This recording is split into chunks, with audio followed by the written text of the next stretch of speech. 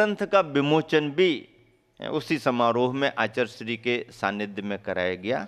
लेकिन देखो सब कुछ होते होते कैसी चूक हो जाती है और कहाँ कैसे आश्चर्यचकित बिंदु निकल आते हैं। ग्रंथ भेंट किया गया और ग्रंथ के प्रारंभ में ही तीसरी चौथी गाथा में कुंद कुंद स्वामी ने ऐसा भाव प्रकट किया है कि मैं समय सार का कथन कर रहा हूँ, पर इस कथन करने में कहीं कोई चूक हो जाए तो छल ग्रहण नहीं करना।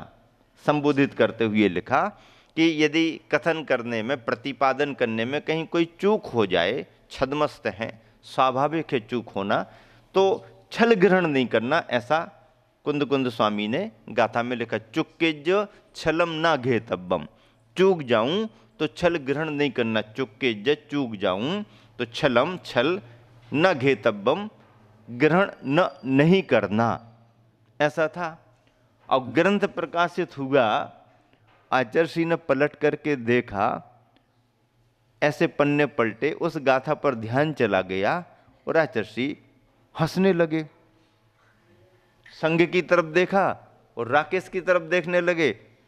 देखो क्या हो गया, आचार्य श्री क्या हो गया।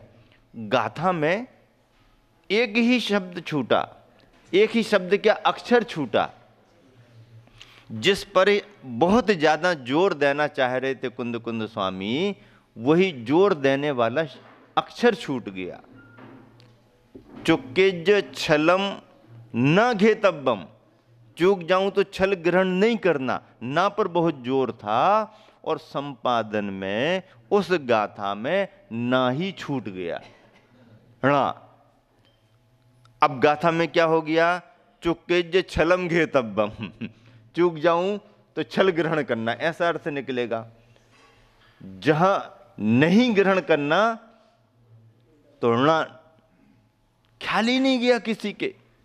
कितने लोगों ने प्रूफ रीडिंग कर ली होगी, कितनी बार देख लिया गया होगा, ना पर किसी का ध्यान नहीं गया। आचार्य ने कहा क्या हो गया, हम लोग कहा राकेश अब इसका क्या उपाय है।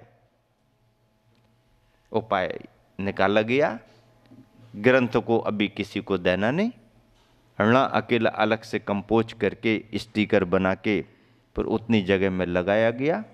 उसके बाद फिर ग्रंथ सभी को दिया गया। संघ के पास ग्रंथ रहेगा, संघ संशोधन करके पढ़ेगा, बाकी किसी के पास चला जाएगा, ध्यान गया नहीं गया, पकड़ पाया नहीं पकड़ पाया, ग्रंथ का हृदय जो है उसी में मिस्टेक हो जाए तो फिर कैसे काम चलेगा। ये एक विशेष प्रसंग, संपादन में ना चाहते हुए भी ऐसी चूक हो जाती है और अर्थ के अनर्थ निकल जाते हैं। लेकिन सावधान यदि हम रहें तो उसके लिए दुरुस्त कर सकते हैं और कर लेना चाहिए। एक बहुत बड़ा आयोजन अखिल भारतवर्षीय दिगंबर जैन तीर्थ क्षेत्र कमेटी का भी हुआ और उस समय बागीदोरा से भी काफ़ी लोग वहाँ पर पहुँचे हुए थे, मुझे याद है। सभी परिचित बंधु थे, सभी जगह की समाज बंधु आए हुए थे। तो वहाँ पर तीर्थ क्षेत्र कमेटी के अधिवेशन में उस समय साहू अशोक कुमार जी अध्यक्ष थे उसके, वो भी उपस्थित थे। सभी पूरी टीम उनकी मंडली तीर्थ क्षेत्र कमेटी की थी। अधिवेशन चल रहा था। अधिवेशन में साहू जी के मन में भाव आया कि 2-3 दिन के लिए रुके हैं तो आचार्य श्री को आहार दिया जाए। आहार देने के भाव से वो चौकों में खड़े हुए, लेकिन आचार्य श्री देखते हुए निकल गए, पड़ गए नहीं। उन्होंने सोचा पड़गना आचार्य श्री का नहीं हुआ है तो अपन दूसरे चौके में आहार देने को चले जाएंगे। वो देने को गए तो आचार्य श्री ने लिया नहीं।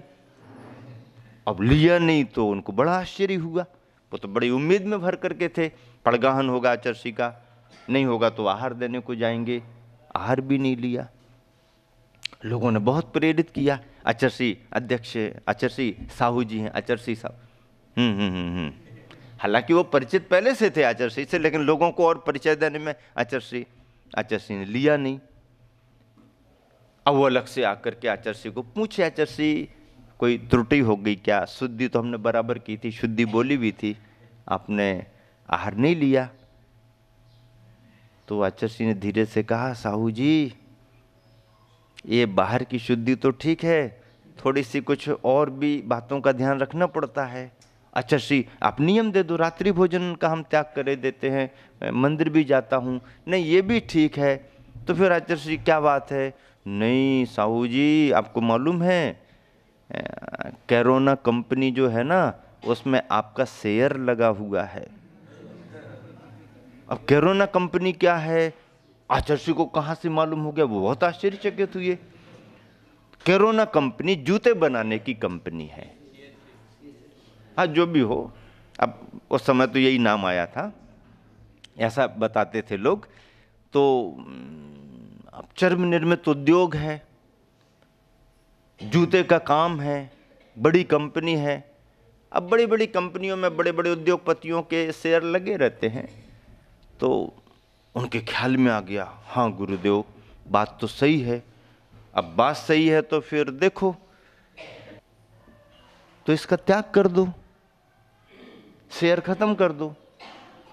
थोड़ी देर तो उन्होंने सोचा, लेकिन समर्पित था, धर्म को भी समझता था, टी क्षेत्र कमेटी के अध्यक्ष हैं, समाज के एक तरह से जाने पहचाने परिवारों में से हैं, समाज के संरक्षक जैसे थे।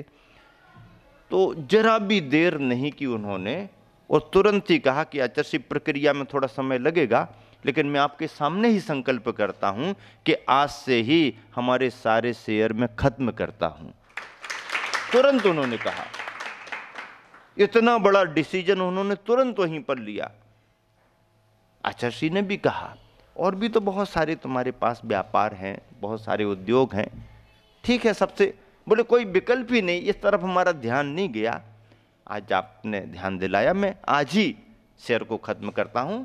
और पुण्य के योग से बहुत सारा है, एक आध चीज नहीं भी होगी तो क्या फर्क पड़ता है, जैनी का अपना पुण्य रहता है, पुरुषार्थी होता है, जहां डालेगा कुछ ना कुछ सफलता तो मिलेगी। ठीक है, जिस समय ख्याल नहीं गया नहीं गया, लेकिन जब ख्याल जा रहा है तो बदलने की संभावना यदि होती है तो बदल ही लेना चाहिए। चाहे वो साहू अशोक कुमार की बात हो, और चाहे किसी कुमार की बात हो, और चाहे किसी शहर नगर की बात हो, अपना ख्याल जब से जाता है, महाराज जियों के प्रवचनों से जब से अपन को समझ में बात आती है, तब से अपन को उन चीज़ों को बदलने का, बंद करने का प्रयास कर देना चाहिए, और अपने देखते देखते पूर्ण बंद कर देना चाहिए। बंद करने से पुण्य घटेगा नहीं, बल्कि पुण्य बढ़ेगा, पुण्य बढ़ता है। ऐसे विश्वास के साथ यदि धर्म का भाव मान करके आप आगे बढ़ते हो तो कुछ समय को एडजस्ट करने में असुविधा हो सकती है, लेकिन भविष्य तुम्हारा बहुत अच्छा होगा। ये दिगंबर मुनियों की वाणी है और इसका प्रभाव पूरे देश में पड़ता है, और हर जगह इसका पालन होना चाहिए। क्योंकि पुरुषार्थ के साथ व्यापार धंधे तो होते हैं, पर कुछ धंधों के लिए आगम में, शास्त्रों में, शराब का चार में वर्जित किया जाता है। उसे अपन वर्जित मान करके अपने कुलाचार के योग्य व्यापार धंधे करें। ऐसी सब जगह प्रेरणा सभी मुनि संघ देते हैं, समाज उसका पालन भी करती है। तो बड़ी प्रेरणा उस दिन साहू जी को मिली और उन्होंने संकल्प लिया। अगले दिन फिर वो पूरी तैयारी के साथ प्रसन्नता से पड़गाहन करने खड़े हुए। आचार्य श्री का पड़गाहन हुआ, खूब भाव से उन्होंने आहार दान दिया। और उस दिन जब आखिरी दिन अधिवेशन का था, तो जब वह अपना अध्यक्षीय भाषण देने के लिए खड़े हुए तो उन्होंने कहा कि मैंने जीवन में कई तरह के अच्छे से अच्छे, शुद्ध से शुद्ध भोजन किए हैं, और जीवन तो अब राजाशाही जीवन था ही उनका, आज भी पहचानी हुई हस्तियों में है, देश में पहचान है, राजनीति में उनकी बड़ी पहचान है।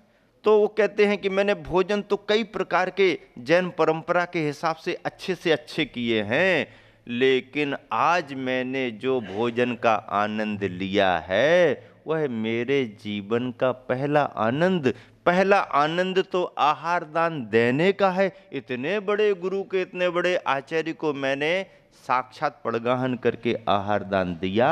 इस बात की मुझे बहुत खुशी है, और मैंने ये संकल्प कर लिया था कि जिस दिन जिस चौके में मैं आचार्य श्री को आहार दूंगा, उस दिन उस चौके में आचार्य श्री का ही भोजन ग्रहण करूंगा, दूसरा कोई भोजन ग्रहण नहीं करूंगा।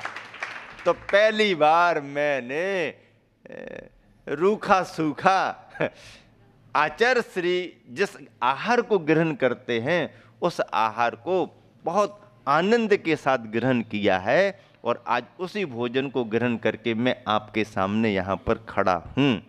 ऐसा उन्होंने अपना अनुभव बतलाया।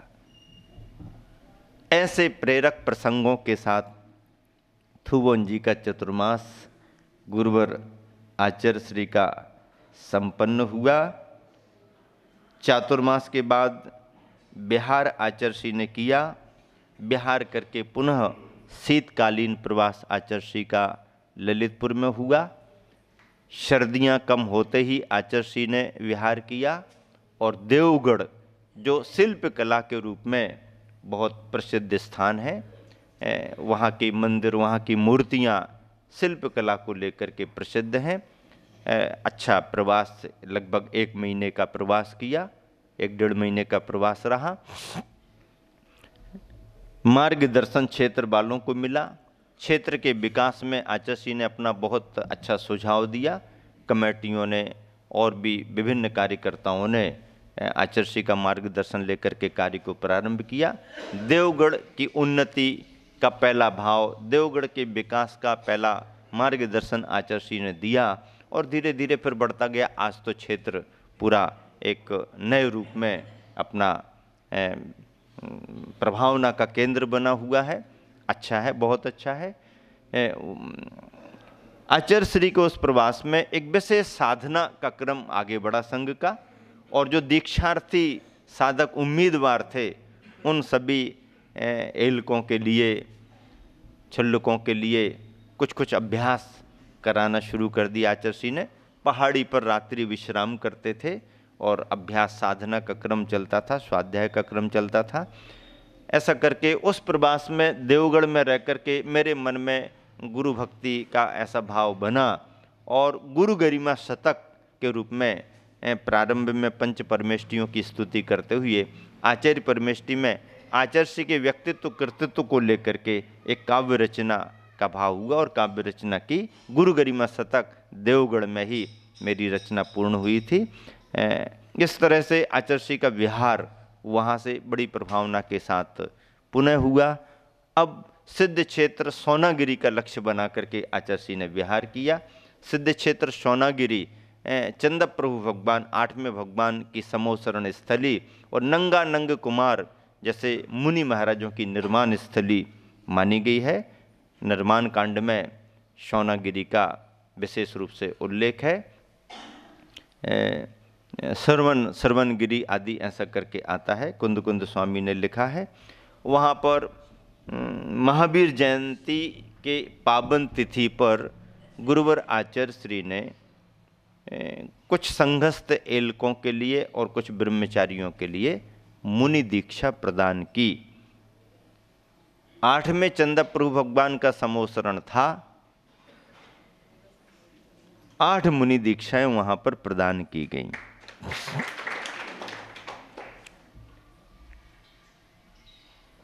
जिसमें प्रमाण सागर जी, आर्जो सागर जी, मारदो सागर जी आदि आदि जो ऐलक जी थे पहले से संघ में, ऐसे सभी मुनि महाराज जी, जो 8 का ग्रुप है, नाम सभी लिखे हुए हैं, चिन्मय पावन सुख वगैरह करके, ऐसा करके ये सभी मुनि महाराज जियों की वहाँ मुनि दीक्षा हुई।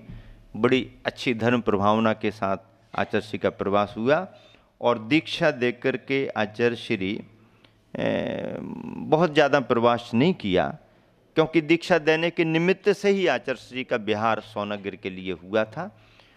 हम सबकी सोनागिर की पहली वंदना थी मुनि अवस्था में। आचार्य श्री पहले भी वंदना करके बुंदेलखंड में प्रवेश किए थे। इस बार मुनि दीक्षा का योग बना और महावीर जयंती जैसी पावन तिथि पर आचार्य श्री ने संघस्थ सभी ऐलक और ब्रह्मचारियों के लिए मुनि दीक्षा प्रदान की।